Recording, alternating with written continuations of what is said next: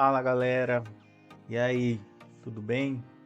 Para quem não me conhece, eu me chamo Reinaldo, sou residente do Hospital Regional de Juazeiro, aqui na Bahia, e criei esse canal para apresentar algumas aulas, alguns assuntos que eu acho que é pertinente para tanto para estudantes de medicina quanto para médicos recém-formados, quanto também para informar com relação ao tratamento para alguns pacientes.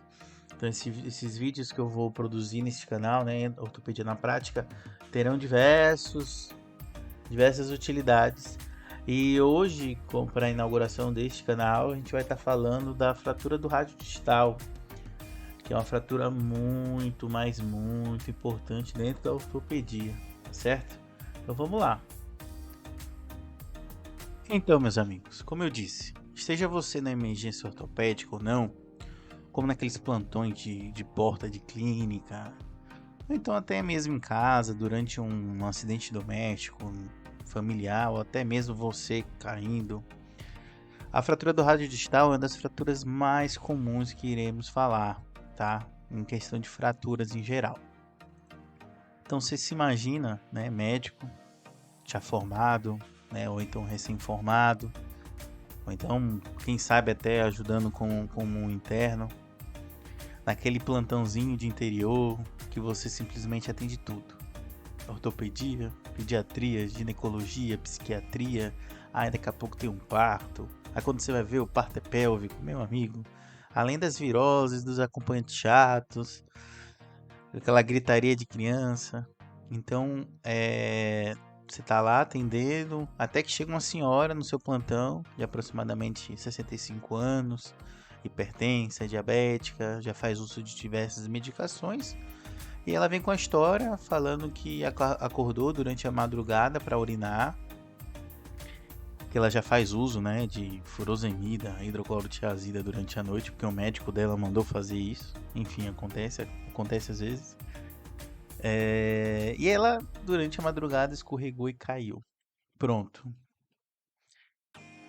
Ela tá lá no seu plantão, no seu consultório, e você vai ter que diagnosticar e tratar rapidamente, tá bom?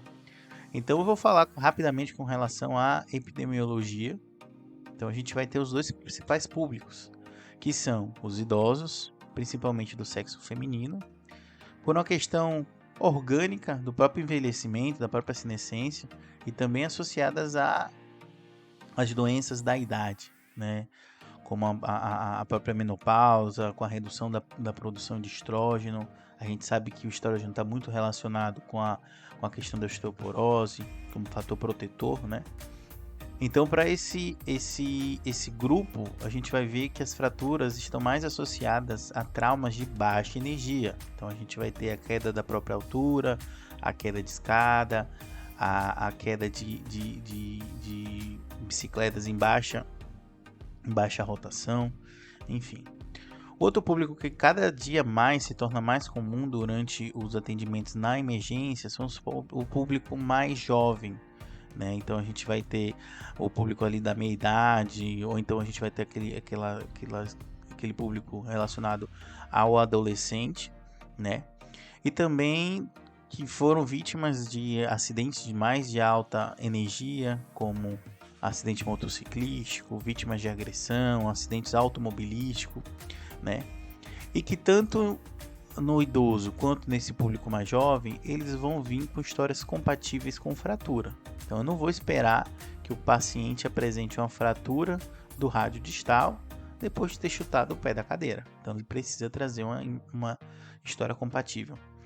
Então, com relação ao quadro clínico que essa paciente que vai apresentar, seja ela no idoso ou no adulto mais jovem, ou até mesmo na criança, ele vai apresentar dor intensa nessa região fraturada, limitação de movimento, ele já pode apresentar certa deformidade local, né, já que a gente vai estar falando de fratura. O paciente pode apresentar equimose, né, que é aquele roxo, rubor, que é aquela sensação de que está mais quente, de inflamação, e outros sinais flogísticos a depender da idade, de como é que foi esse traço de fratura. Então você se imagina que a fratura está ali e você vai ter que lidar com essa fratura. Então qual é o próximo passo? Ninguém é Superman. Ninguém tem visão de raio laser. Então a gente precisa lançar mão de um exame complementar. Seja você ortopedista, seja você o interno, seja você o médico recém-formado. Então a gente precisa lançar mão principalmente de um exame complementar rápido, fácil e barato. O que a gente tem hoje na nossa realidade brasileira é a radiografia de punho, né, da região, né, da articulação entre o antebraço e o punho, tá? A, sempre se lembrar de solicitar em duas projeções. Normalmente a gente pede em ântero, posterior e em perfil, o famoso AP perfil. A gente solicita e tem que sempre se lembrar que esse paciente ele vai estar sentindo dor. A gente está falando de uma possível fratura, então esse paciente ele vai estar agoniado, ele vai precisar de realização de analgesia. Então o paciente ele precisa também de cuidados logo no início do seu atendimento. Então é sempre averiguar se o paciente tem algum tipo de alergia.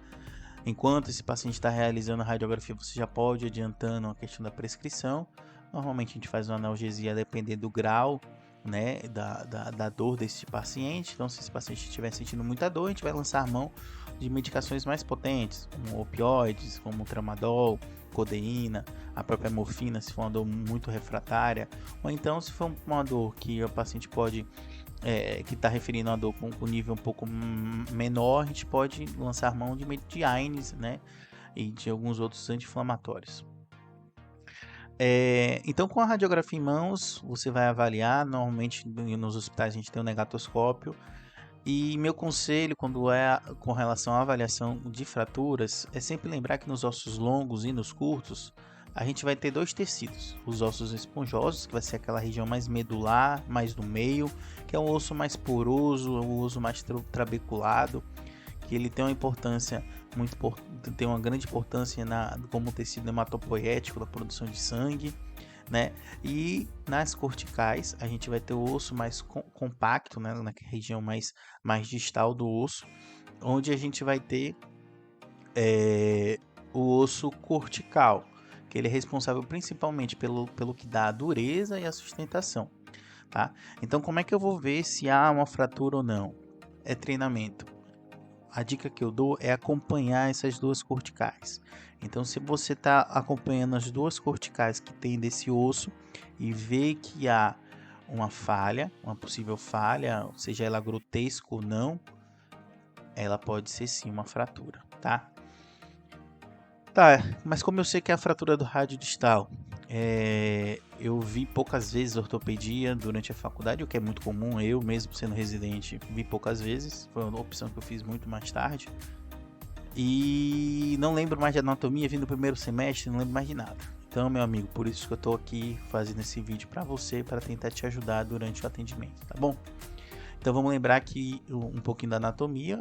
O rádio é um dos dois ossos que constituem o antebraço, né? Então a gente vai ter o rádio e a una como os dois ossos que vão constituir. A gente vai ter uma membrana que vai estar entre esses dois ossos, que é a membrana interóssea, que ela vai ser importante na estabilidade do antebraço e na coesão desses dois ossos. A gente vai ver que uma das principais funções do antebraço é a pronossupinação, e se não ocorrer a pronossupinação de forma adequada, o que é que vai acontecer? O paciente vai ter problemas durante o dia a dia, ele não vai conseguir realizar a sua funcionalidade de forma correta. Então eu identifiquei que há uma fratura do rádio distal e agora eu preciso dar conduta frente a essa situação. Veja que nesses vídeos que serão postados, o público que eu penso em abarcar são os médicos recém-formados, né, como eu já falei algumas vezes, e aos estudantes internos que estão ali no dia a dia, nas emergências, nos hospitais, e que precisam de certo auxílio para lidar com o diagnóstico e com a conduta. Esses vídeos eles não são tão mais abrangentes como a gente vê dentro da ortopedia, certo? A gente sabe que a gente tem as classificações, a gente tem as fraturas com os desvios tanto dorsal quanto os desvios volares, as fraturas de Colles, quanto as fraturas de Smith, quando há uma fratura com traço intraarticular, são as fraturas de Barton. Então isso não vai ser discutido nesse vídeo, tá? Primeiro porque, como eu já disse, não é nossa intenção de fazer vídeos voltados para esse público. E também porque eu quero dinamizar e facilitar que a partir de você assistir esse vídeo, você consiga direcionar seus estudos ou a sua conduta durante o atendimento. Após o diagnóstico, e depois de você já ter iniciado medicação para controle de analgesia e ter fechado juntamente com a realização da radiografia, seu diagnóstico, você precisa dar um direcionamento para esse paciente, tá? Então, de duas uma, ou você vai tentar resolver isso no seu plantão, certo? Ou você vai indicar o encaminhamento para um serviço que seja de referência, tá? Pensando como uma emergência, a questão da fratura, toda fratura ela pode sim gerar desvios e podem necessitar de reduções, tá? A gente vai ter outros vídeos relacionados às técnicas de redução do rádio distal que vocês podem utilizar durante o seu dia a dia nos plantões, tá? E em outras aulas também a gente vai ver com relação à imobilização com tala gessada, tanto para o tratamento conservador com gesso fechado, quanto com relação à tala gessada, enquanto esse paciente aguarda o encaminhamento ou a regulação para um serviço de maior complexidade, para que ele seja feita a redução da fratura e imposto o tratamento conservador, ou, caso necessário, né, ele vai ser avaliado pela equipe, se for necessário a realização de um procedimento cirúrgico.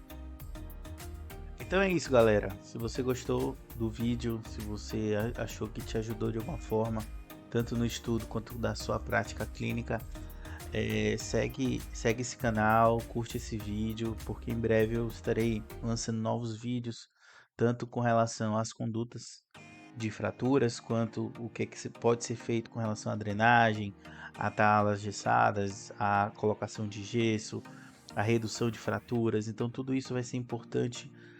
Você está acompanhando o canal, está seguindo e também vai poder me ajudar. É o momento que eu faço revisão, é o momento que eu estou aprendendo também com vocês. Então é isso. Um abraço a todos.